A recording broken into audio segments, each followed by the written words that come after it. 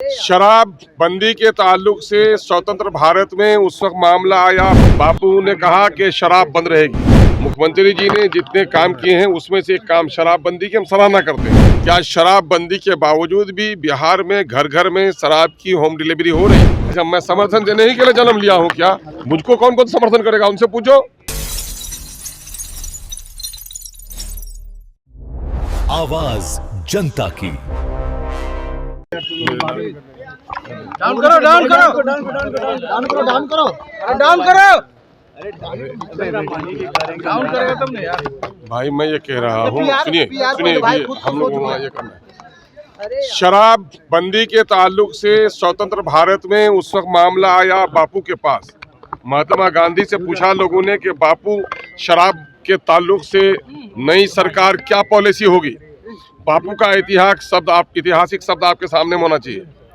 बापू ने कहा कि शराब बंद रहेगी। लोगों ने कहा बापू अगर शराब बंद हो जाएगी तो शराब के रेवेन्यू से बहुत सारे स्कूल और हॉस्पिटल चलते हैं वो प्रभावित हो जाएंगे। बापू के कितने पवित्र शब्द थे।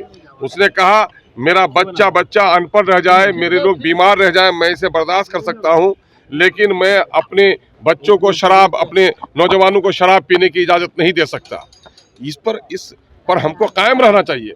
नीतीश कुमार का हम लोग आलोचक रहे हैं, लेकिन मुख्यमंत्री जी ने जितने काम किए हैं उसमें से एक काम शराब बंदी की हम सराहना करते हैं। लेकिन मुख्यमंत्री जी की नीयत तो सही है, लेकिन नीचे का जो व्यवस्था है वो व्यवस्था इतनी चौपट है कि आज शराब बंदी के बावजूद भी बिहार में घर घर में शराब की होम डिलीवरी हो रही है। शराब के धंधे में लोग मालामाल हो रहे हैं। पुलिस का संरक्षण पर्याप्त है और कहीं न कहीं राज्य सरकार ने भी उसको ढील दे रखा है। यही वजह है कि शराब बंदी होने के बावजूद भी बिहार में शराब बंदी नहीं है। आगे सरकार समीक्षा क्यों नहीं करना चाहती है?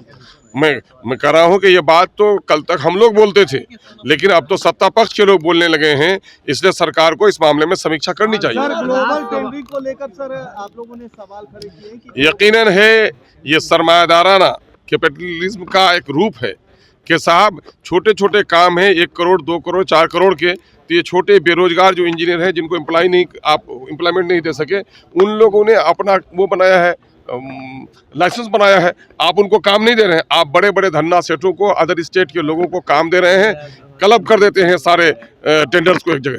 20 करोड़ 25 करोड़ 30 करोड़, आपके लोगों की क्षमता है नहीं, नतीजा वे लोग बेरोजगार हो रहे हैं। उसका दूसरा इम्पैक्ट ये होता है कि 20 जगह जिसका काम होगा, जाहिर है कि उनके पास जो कुछ मशीनरीज हैं वो 20 नहीं है। नतीजा ये हो गया काम में भी डिले हो रहा है। ये कहीं ना कहीं से ये मामला कमीशन खोरी का है और ये सरकारी जो चाकर लोग हैं वो लोग ये काम करा रहे हैं। ये काम बहुत ही गलत है और मैं कह रहा हूँ इसमें जो दलित समाज के लोग हैं, जो लोग पिछले समाज के लोग हैं, जो लोगों के पैसे कम हैं, क्या वो गरीब कभी ले सकेंगे? वो बेरोजगार जो इंजीनियर तो कहा कि नौकरी हमको नहीं मिली, चलो हम अपने निर्माण के काम में लग जाएंगे, वो कभी कर सकेंगे? ये नहीं कर सकेंगे। ये पॉलिसी लोकतांत्रिक और मैं समझता हूँ कि लोकतंत्र के हित में नहीं है। ये समाज के गरीबों और कमजोरों को दबाने वाली पॉलिसी है। आपके भी 5 विधायक हैं, क्या किनको समर्थन दीजिएगा? अच्छा, मैं समर्थन देने ही के लिए जन्म लिया हूँ क्या? मुझको कौन कौन समर्थन करेगा, उनसे पूछो। और लोग तो है राज्यसभा में, मेरा कोई नहीं है, मेरा आदमी राज्यसभा जाएगा। किनको समर्थन किनसे मांग रहे हैं? एनडीए जो लोग, मैं जाहिर है मैं उन लोगों का, जो लोग इस फिरकापरस्त सरकार के खिलाफ जो लोग लड़ना चाहते हैं, जो लोग दलितों के हित की रक्षा करना चाहते हैं, और इस वक्त बैरिस्टर असदुद्दीन अवैसी जिस तरह से समाज के दबे कुचले पिछड़ों की बात उठा रहे हैं, देश के अंदर में कहीं भी सांप्रदायिकता का मामला हो, सबसे पहले प्रहरी के तौर पर खड़े होते हैं। उनके बाजू को मजबूत करना चाहिए और एमआईएम का साथ लोगों को देना चाहिए।